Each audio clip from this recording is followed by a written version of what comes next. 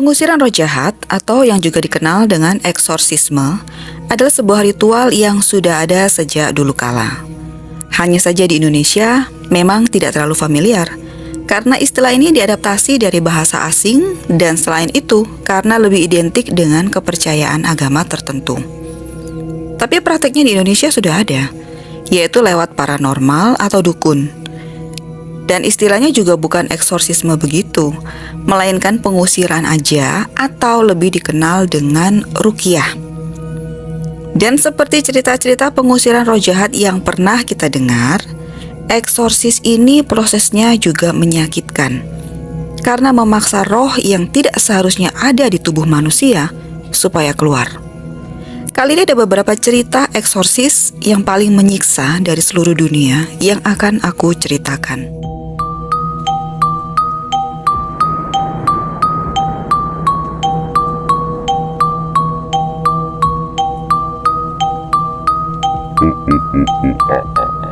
Hai sobat, selamat datang di Voice Story. Makasih udah mampir ke channel aku ya. Sebelum aku lanjut ke cerita kali ini, subscribe dulu sobat-sobat yang suka mencari informasi dari peristiwa-peristiwa di sekitar kita lewat cerita. Ritual pengusiran roh jahat oleh pemuka agama sebenarnya dipraktekkan di mana-mana dan sudah sejak dahulu kala. Selama kita meyakini bahwa ada makhluk tak kasat mata yang hidup berdampingan dengan kita, maka bisa jadi selama itu juga ritual ini akan terus dilakukan. Dan peristiwa kerasukan itu tidak hanya dialami oleh orang dewasa saja atau kaum perempuan saja, tapi ini bisa dialami oleh siapa saja yang mungkin di saat tertentu dalam kondisi tertentu dalam hidupnya mengalami masa-masa sulit yang membuat pikirannya jadi kosong dan gampang berhalusinasi. Seperti dalam dua cerita yang akan aku ceritakan kali ini. Seorang remaja laki-laki yang saat itu umurnya 13 atau 14 tahun begitu dekat dengan bibinya yang berprofesi sebagai seorang spiritualis.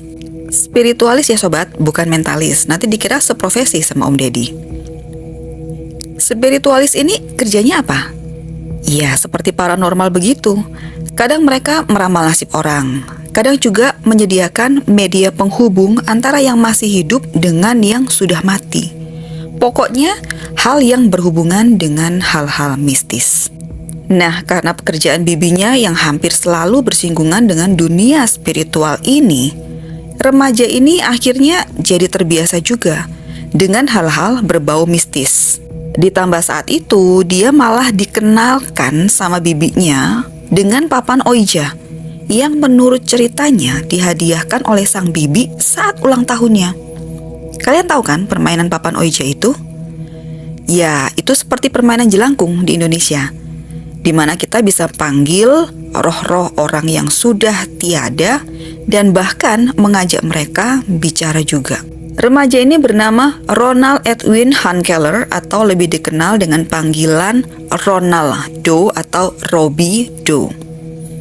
Nah, kembali ke papan Ouija tadi ya. Waktu bibinya Roland ini menunjukkan papan itu ke Roland berikut cara kerjanya, si Roland ini enggak serta-merta ikut jejak sang bibi untuk manggil-manggil roh dan berurusan sama mereka. Saat itu dia hanya cukup tahu saja dan papan itu kemungkinan hanya disimpan saja oleh dia. Sampai akhirnya bibinya yang bernama Harriet ini berpulang atau meninggal dunia. Nah, di saat inilah pengalaman Roland di dunia mistis dimulai. Roland yang saat itu merasa sangat sedih dan kesepian atas kepergian sang bibi. Oh ya, sebagai informasi ya sobat, Roland ini adalah tipe remaja yang introvert, di mana dia ini lebih nyaman tinggal di rumah atau mengunjungi bibinya daripada bermain di luar rumah.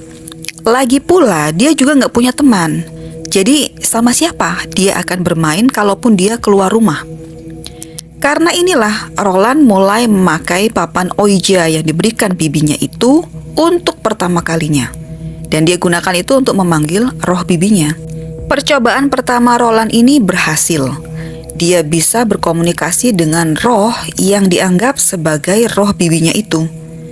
Tapi sepertinya dia ini merasa keenakan dan keterusan menggunakan papan ini sampai akhirnya dia mulai bertingkah aneh. Dia suka ngomong sendiri, berhalusinasi, ngelantur, terkadang juga tatapannya kosong. Keluarganya juga sering mendengar suara gemeretak di dinding di rumah mereka dan melihat benda-benda berterbangan di dalam rumah. Sadar ada yang tidak beres, keluarganya akhirnya minta pertolongan ke beberapa pendeta yang mereka kenal sendiri dan juga disarankan untuk mereka datangi. Tapi keadaan Roland saat itu tidak juga membaik. Dia sering kerasukan sampai roh jahat yang merasukinya itu juga membuat tato berupa tulisan di badannya Roland ini. Mulai dari tulisan Louis, yang mungkin itu adalah sebuah clue tempat di mana dia akhirnya bisa diobati nantinya. Juga tanda X besar sebagai simbol angka Romawi yang menunjukkan angka 10, yang diartikan oleh pastor yang menolongnya sebagai jumlah roh jahat yang merasuki Roland. Jadi dicatat ada 10 roh jahat yang memasuki tubuhnya Roland ini. Selama kurang lebih 30 hari menurut catatannya, Roland ini harus ditahan di sebuah rumah sakit bernama The Alexian Brothers Hospital saat itu untuk menjalani proses eksorsis oleh 2 orang pastor. Di sini, Roland ini harus mengalami kesakitan di setiap malam. Dan gak jarang dia harus diikat karena tingkahnya saat itu sudah sangat-sangat agresif dan cenderung membahayakan karena melukai orang lain. Bayangkan dia nonjok hidung pastornya loh. Kalian bisa bayangkan itu kan?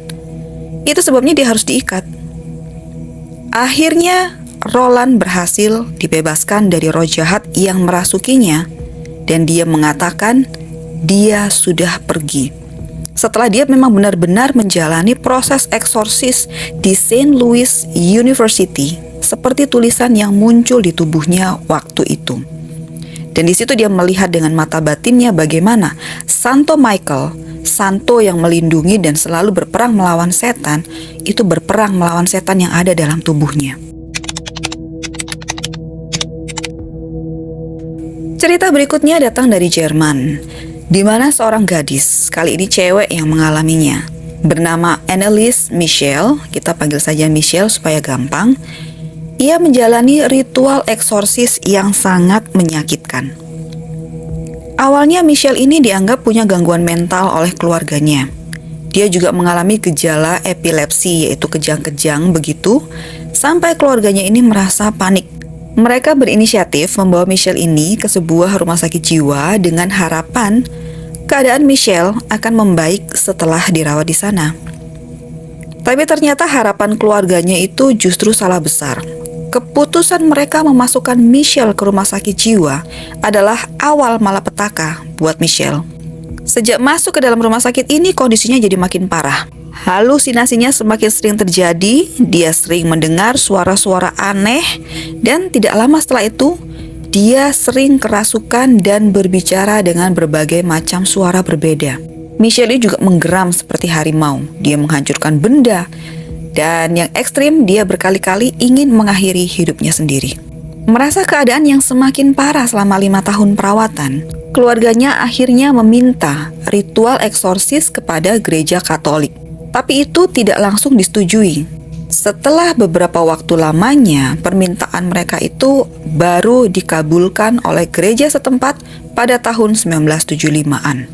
Dan kesalahan fatal dari ritual ini adalah pengobatan Michelle dihentikan oleh orang tuanya. Karena mereka yakin kalau Michelle ini seperti tidak akan mempan lagi diobati secara medis.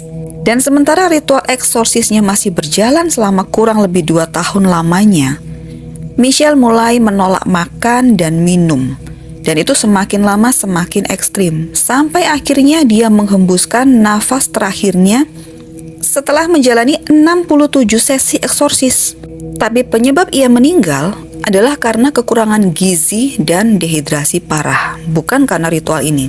Karena ini sampai menghilangkan nyawa dari korbannya, 2 orang imam yang menangani eksorsisnya berikut kedua orang tua Michelle dianggap bersalah.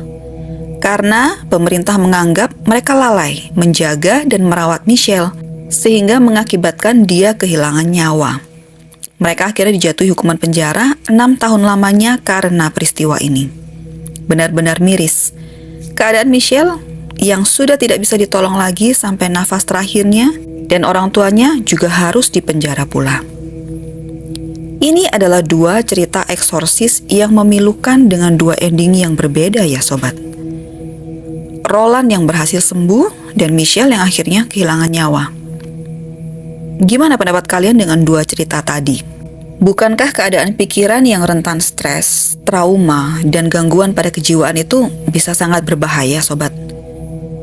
Komen di bawah kalau kalian ingin kita lanjut membahas cerita-cerita eksorsis menyakitkan lainnya. Sekian dulu post horor kali ini. Jangan lupa dukungan kalian lewat like, share, dan komen. Sampai jumpa di voice story berikutnya. Bye!